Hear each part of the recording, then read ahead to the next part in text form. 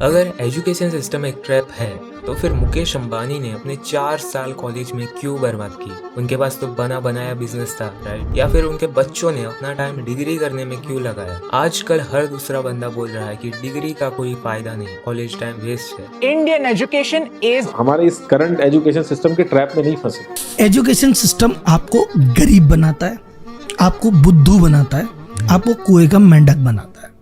पर क्या ये सच है या सिर्फ एक हाफ ट्रूथ है जो लोग ब्लाइंडली फॉलो कर रहे हैं? देखो, एजुकेशन सिस्टम में फ्लॉस है, ये हम सब मानते हैं, बट इसका मतलब ये नहीं है कि आप उसे बिल्कुल रिजेक्ट कर दो। प्रॉब्लम ये है कि लोग बिना किसी बेटर ऑप्शन के एजुकेशन सिस्टम को ब्लेम कर रहे हैं। सोशल मीडिया पे आपको इन्फ्लुएंसर्स बोलते रहेंगे ड्रॉप आउट हो जाओ, पैसा कमा लो, लेकिन क्या वो अपना खुद का अल्टरनेटिव देते हैं? नहीं, वो सिर्फ रील्स बना के कोर्सेज बेचते हैं या मोटिवेशन देके पैसा कमाते हैं। और हाँ, आपको सक्सेसफुल एंटरप्रेन्योर्स की स्टोरी सुनाई जाएंगी, जैसे बिल गेट्स, गौतम अडानी, कि कैसे उन्होंने कॉलेज छोड़ दिया और सक्सेस हासिल की, बट आपको उनकी पूरी बैक स्टोरी पता ही नहीं है। जैसे गौतम अडानी ने कॉलेज इसलिए छोड़ा क्योंकि उन्हें मुंबई में डायमंड मार्केट में काम करने का मौका मिला था। बीइंग गुजराती, उनके पास इनफ बिजनेस का नॉलेज था और उनके पिताजी का टेक्सटाइल बिजनेस भी था। इवेंचुअली उनके पास एक स्ट्रॉन्ग बैकअप था। बिल गेट्स ने भी अपना कॉलेज छोड़ा, बट उनके पास एक कटिंग एज बिजनेस आइडिया था। माइक्रोसॉफ्ट बनाने से पहले उन्होंने ट्रैप ओ डेटा नाम की कंपनी बनाई थी while he was studying.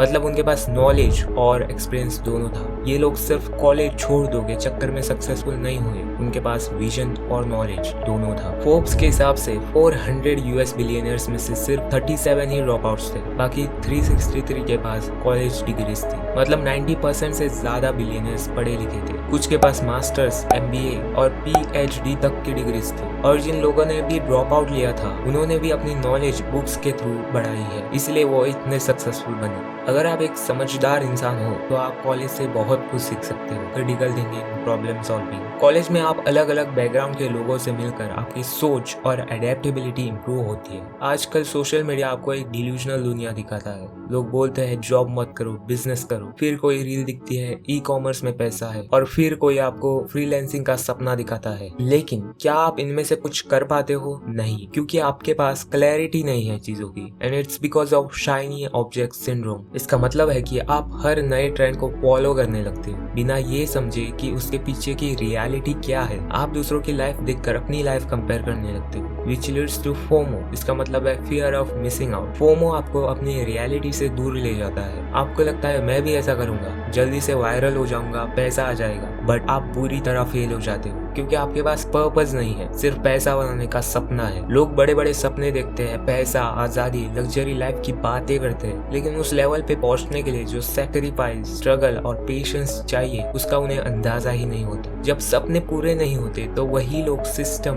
Luck या किसी और फैक्टर को ब्लेम करने लगते हैं जो पहले कॉन्फिडेंस से बोल रहे थे कि मैं कुछ अलग करूंगा। देखो, दो स्टूडेंट्स की कहानी सुनो, रियान और प्रियम। दोनों कोडिंग सीख रहे थे। रियान हमेशा सोचता था मेरा कुछ नहीं होगा, एआई मेरा जॉब खा जाएगा, गलत कोर्स ले लिया है, अब क्या करूं। दूसरी तरफ प्रियम ने सोचा एआई मेरी जॉब नहीं ले सकता अगर मैं अपनी क्रिएटिव स्किल्स को इम्प्रूव करूं। उसने एक्सपेरिमेंट्स किए और एक एआई बेस्ड ऐप बनाया while he was doing his degree. उस ऐप का नाम था CubeMagic.ai, जो आज उसे महीने का 2 करोड़ रेवेन्यू जनरेट करके दे रहा है। और मत सोचना वो किसी आईआईटी से था, प्रियम एक नॉर्मल कॉलेज से था, लेकिन उसकी सोच नॉर्मल नहीं थी। डिफरेंस क्या था? सोच का। रियान ने सिर्फ प्रॉब्लम्स देखी, प्रियम ने सॉल्यूशंस ढूंढे। एजुकेशन सिस्टम में फ्लॉस है, लेकिन सब आपके अप्रोच पे डिपेंड करता है। आज कंपटीशन इतना है कि सिर्फ डिग्री लेकर आप एक्सपेक्ट नहीं कर सकते हो कि आपको अच्छी जॉब मिलेगी। आपको एक्स्ट्रा एफर्ट्स डालने पड़ेंगे। कॉलेज का नॉलेज कभी स्पेसिफिक नहीं हो सकता क्योंकि जो तुम सीख रहे हो वही हजारों लोग भी सीख रहे हैं। इसीलिए आपको अपने स्किल्स को इम्प्रूव करना होगा, एक्सपेरिमेंट्स करने होंगे और अपने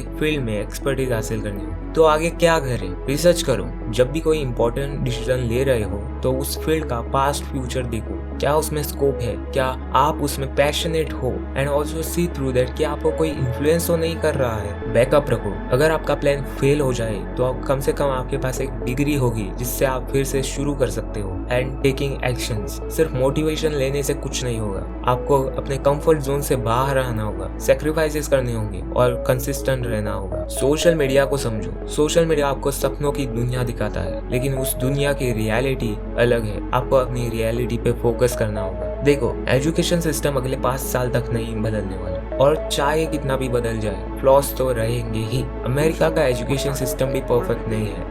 I am not going to put my children into a system that doesn't understand the gifts and abilities I have just because they don't fit on the conveyor belt. लेकिन वहाँ के लोग भी अपने स्किल्स और एफर्ट से आगे बढ़ रहे हैं। आपके पास जो टाइम है वो लिमिटेड है। आप इसे एक्सक्यूज देने में बर्बाद कर सकते हो या अपने फ्यूचर को बिल्ड करने में लगा सकते हो। रिमेंबर, सक्सेस का कोई शॉर्टकट नहीं होता। धीरूभाई अंबानी ने अपनी पूरी जिंदगी लगा दी रिलायंस को बनाने में। अगर आपके पास जनरेशनल वेल्थ नहीं है तो आपको सेक्रीफाइसेस करने के लिए तैयार रहना होगा। अब आपकी बारी है एक्सक्यूजेस देने की या एक्शन लेने की। आने वाले 5 साल आपकी लाइफ बदल सकते हैं, लेकिन उसके लिए आपको अभी से मेहनत शुरू करनी होगी। That's it with this video guys। अगर वीडियो पसंद आई हो तो वीडियो को लाइक करो और इस चैनल को भी सब्सक्राइब कर लेना for more such videos। Thank you so much for watching।